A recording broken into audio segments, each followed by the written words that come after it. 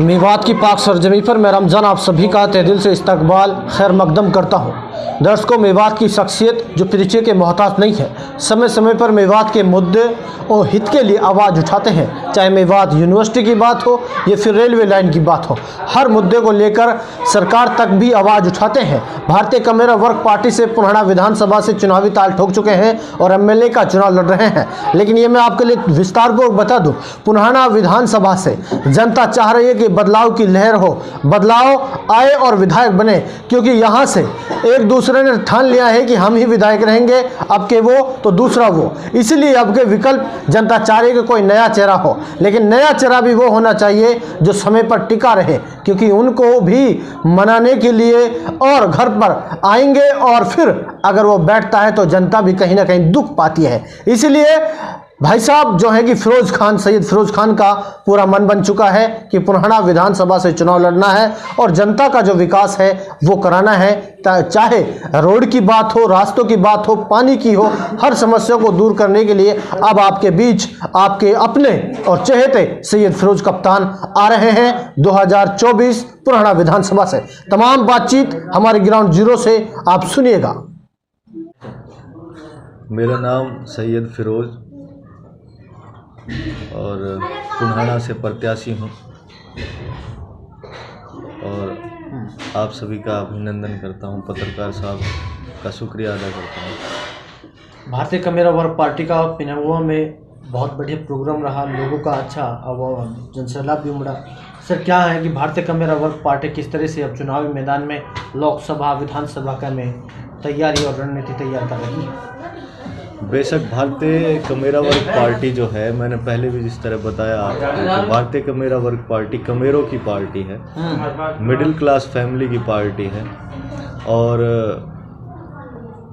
हम लोग जहाँ तक है लोगों से सीधा संपर्क करेंगे, लोगों से बात करेंगे, वोटर जागरूकता अभियान भी चलाएंगे, लोगों को जागरूक करेंगे, लोगों को वोट की अहमियत समझाएंगे, लोगों से जितना हो सकेगा उनके घर जाकर बातचीत करेंगे और एक बड़ा बदलाव हरियाणा में करेंगे। यहाँ के जो युवा हैं वो लगातार पुन्हाना विधानसभा से एक नया चेहरा देखना चाहते हैं और नए चेहरे के रूप में आप यहाँ पर होते हैं, क्या कहोगे युवाओं? बिल्कुल, जब हम लोग बागों के बीच में होते हैं, नौजवानों के बीच में होते हैं, तो हमारे पास भी अक्सर ये बातें आती हैं कि जो पुराने नेता हैं, हमारे जो नेता हैं, चौधरी इलियास हैं, चौधरी रहीसा हैं और भी बड़े नेता हैं, कि इन लोगों ने हमारे लिए क्या किया। ये सवाल बार बार आता है, इन लोगों ने हमारे लिए क्या किया है। और भारतीय कमेरा वर्ग पार्टी ये वादा करती है कि जो वादे हम करेंगे वो पूरे करेंगे। यूनिवर्सिटी की बात करें या फिर रोडों की बात करें, रेल लाइन की बात करें, लगातार यहाँ की जनता सरकार से अपील करती है, लेकिन उनको आश्वासन दिया जाता है अगर आपकी सरकार यहाँ बनी, आपकी पार्टी यहाँ से जीती, तो आप क्या करोगे मेवात के लिए? बेशक इसका जो श्रेय है, जो हमारी सड़कें खराब हैं, पीने का पानी नहीं है, यूनिवर्सिटी नहीं है, शिक्षा पर कोई काम नहीं है, इसका श्रेय हमारे बड़े नेताओं को जाता है।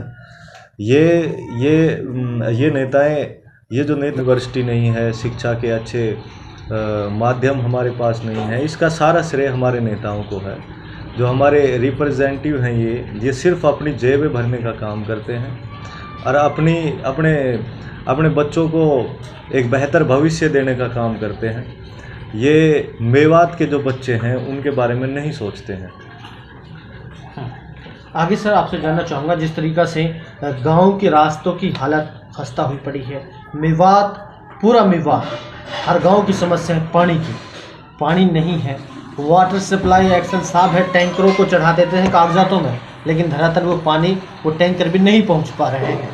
क्या लगता है, नेताओं की कमी रही है, सरकार की कमी रही है? क्या मानते हैं, देश को आज़ाद हुए 75 साल हो गए, लेकिन समस्याएं जस के तस है?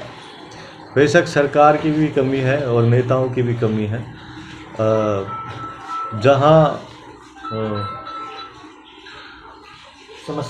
जहाँ लोगों को समस्याओं का सामना करना पड़ता है, वहाँ लोग जब नेताओं के पास जाते हैं तो वो उन लोगों की बात को सुनते नहीं हैं। अगर नेता बात को सुनेंगे तो सरकार भी नेता की बात। चुनाव लड़ रहे हैं, मन बना लिया है आपने तो आपके कौन कौन से मुद्दे होंगे वो विकास के जिन पे चुनाव लड़ रहे हैं? हमारा बेसिक जो मुद्दा है वो शिक्षा का है। ये हमने सोच लिया है, हमारे डॉक्टर महेश कुमार जी ने भी जो है हमारी और उनकी विचारधारा है कि हम लोग विकास पर काम जब करेंगे, जब हमारे बच्चे शिक्षित होंगे, हमारा जो विकास है वो शिक्षा है। जब हमारे बच्चे शिक्षित हो जाएंगे, हम जो है पढ़े लिखे हो जाएंगे, तो विकास ऑटोमेटिक आता है।